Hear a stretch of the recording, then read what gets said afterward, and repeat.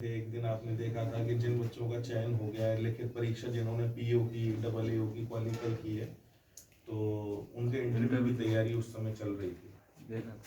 आने वाले समय में ये मुझे, चूंकि निःशुल्क है तो वो सभी के लिए निःशुल्क है, सभी जाति सभी धर्मों के लिए, और गुरुकुल पद्धति पे आधारित है। खुले में बैठ के क्लासेस चलती हैं, केवल और केवल पानी और शौचालय की व्यवस्था के अलावा दूसरी कोई व्यवस्था वहाँ नहीं है, लेकिन पिछले 12 वर्षों से संचालित है। माननीय प्रधानमंत्री जी ने इस कार्य के लिए दिल्ली बुलाया था मुझे, और दिल्ली बुला के व्यक्तिगत 12 मिनट की मुलाकात की और सम्मानित किया।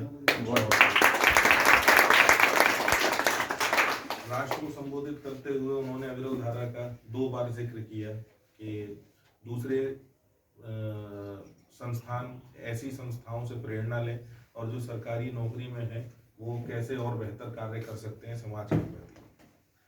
सबसे पहली चीज, मैं दीपक से एक बार से बहुत प्रभावित हूँ, इसकी सादगी से। ये बहुत सीधा, बहुत सरल और बहुत अच्छा व्यक्ति है। एक चीज जो हमें हमारे दीपक सर से सीखने को मिलती है, वो क्या मिलती है? आज के कार्यक्रम में दीपक सर ने अपने टीचर को, मैं दीपक सर का टीचर हूं ना, दीपक सर ने अपने टीचर को यहाँ बुलाया और दीपक सर ने अपनी माँ के रूप में अपनी दादी को यहाँ बिठाया। तो इसका मतलब हम कितने भी, जब भी हमारे जिंदगी में, जीवन में बड़े दिन आएंगे, जब हम कोई सेलिब्रेशन करेंगे, जब हमारा कोई अचीवमेंट होगा, तो उसमें हमें टीचर और फैमिली, इन दो को जरूर शामिल करना है। करेंगे आप लोग ऐसा, टीचर को और फैमिली को?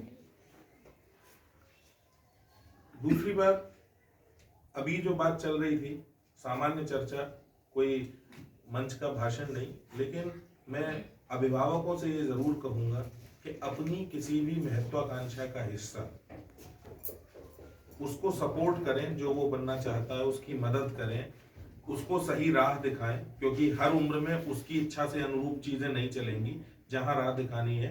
लेकिन ऐसा प्रेशर उसके ऊपर ना क्रिएट करें कि बच्चा उससे परेशान हो जाए। वो मशीन नहीं है, उसकी अपनी एक क्षमताएं हैं। जैसे किसी अभिभावक ने अपने बच्चे से कहा कि तुम्हारी उम्र में लाल बहादुर शास्त्री जी ऐसे करके नदी पार करके वहां जाया करते थे, तो बच्चे ने जवाब दे दिया कि आपकी उम्र में देश के प्रधानमंत्री हो चुके थे। तो हमारी जो क्षमताएं हैं, या हम बच्चे को जो सहयोग कर सकते हैं वो करें। और एक बच्चे के साथ जो सबसे इंपॉर्टेंट बात है कि धैर्य का दान जरूर करें। होता क्या है कि जब बच्चा किसी कंपटीशन का हिस्सा बनता है, किसी प्रतियोगी परीक्षा का या किसी दाखिले की परीक्षा का, प्रवेश प्रक्रिया का हिस्सा बनता है, तब हम लोग वहां अपना धैर्य खो देते हैं, जबकि हमारे पास अवसर और भी होते हैं। पहली क्लास, छठी क्लास, 9वीं क्लास, 11वीं क्लास, तो हमारे पास अवसर कंटिन्यू बने रहते हैं। एक अवसर छूट जाएगा तो दूसरा आएगा, ये भी ध्यान रखना है। अक्सर कर होता क्या है कि इसमें एक समाज बहुत महत्वपूर्ण भूमिका निभाता है। जो आपके करीबी होते हैं वो कई बार आपसे इन चीजों के प्रश्न करते हैं कि क्या हुआ, क्या हुआ।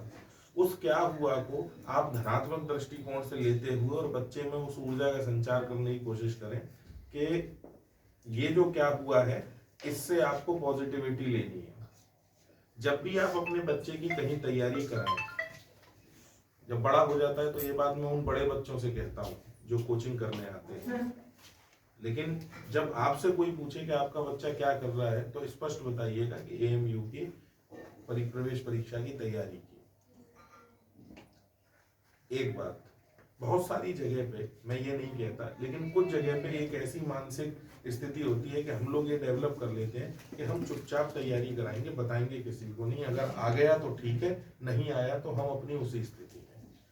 इससे क्या होता है, बताने से एक फायदा, जब आप किसी को ये बता देंगे कि ये हमारा बच्चा इस चीज की तैयारी कर रहा है, तो समाज में ये बात चली जाएगी। एक बात हो सकता है कि आपका पड़ोसी कुटिल हो, हो सकता है कि आपका रिश्तेदार होटल हो, वो शायद आपकी बात से प्रभावित होकर अपने बच्चे की तैयारी कराना शुरू करे।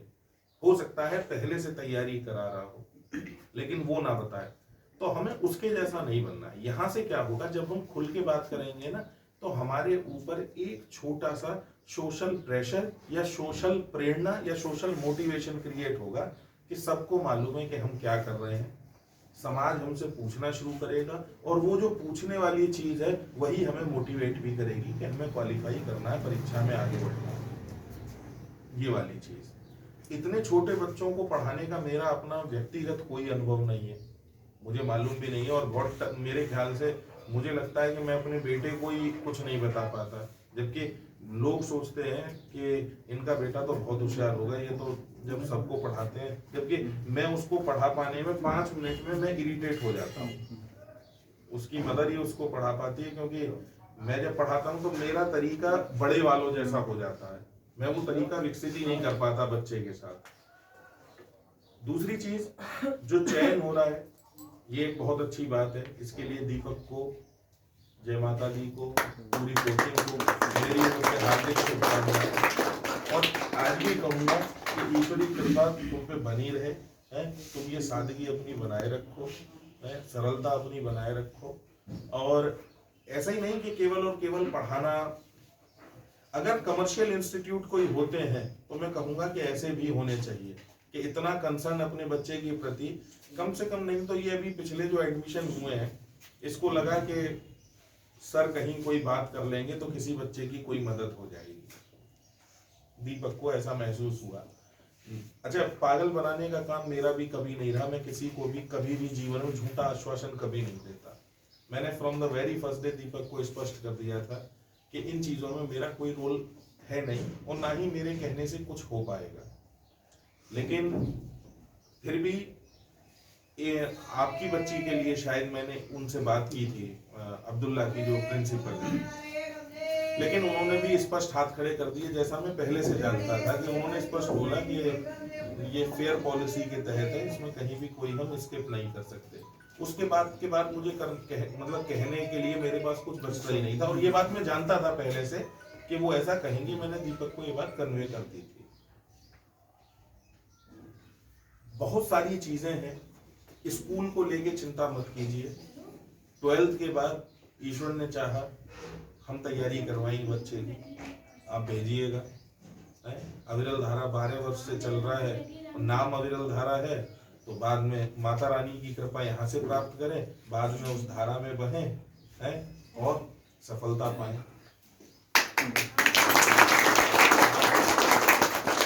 और अभी भी अगर समाज में कोई आपको ऐसा दिखाई देता है कि जो बच्चा पढ़ने लायक है, ग्रेजुएट है, पोस्ट ग्रेजुएट है, और वो तैयारी करना चाहता है और उसके पास धन का अभाव है, या अभाव नहीं भी है तो भी कोई बात नहीं, हमने कोई क्राइटेरिया पैसे का रखा ही नहीं कि हमें कोई चीज चेक करनी पड़े, पढ़ने वाला होना चाहिए बस।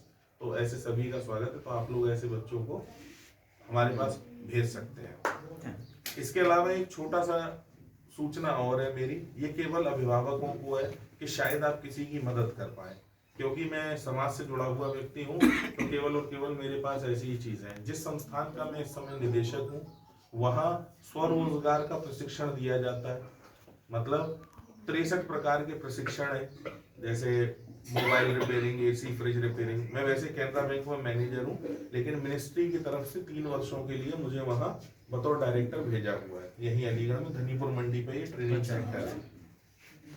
अगर आप किसी को बताएंगे और कोई आदमी अपना छोटा मोटा रोजगार शुरू करना चाहता है, तो वो अपना प्रशिक्षण प्राप्त करे, और उसके बाद बैंक से ऋण भी उसको प्राप्त होगा, और वास्तविक आदमी हो, फर्जी ना हो कि केवल लोन के लिए, तो वो अपनी स्वरोजगार की इकाई भी स्थापित कर सकता है। तो स्वरोजगार हो गया, शिक्षा हो गया, रोजगार परक प्रशिक्षण हो गया। तो इन्हीं सारी चीजों के साथ आप सभी अभिभावकों का आज के कार्यक्रम में, इस सुंदर कार्यक्रम में, और जिसे कहते हैं ना, जब हम कोई पूजा पाठ होती है तो हम कहते हैं एक लास्ट में किस चीज की जय बोली जाती है? आज के आनंद की। तो वो सबसे बड़ी बात होती है। तो उसी आज के आनंद की मैं जय बोलता हूँ। और आप सभी बच्चे अच्छा परफॉर्म करेंगे जिस भी स्कूल में पढ़ रहे हैं। ठीक है, बहुत बहुत धन्यवाद, थैंक यू वेरी मच।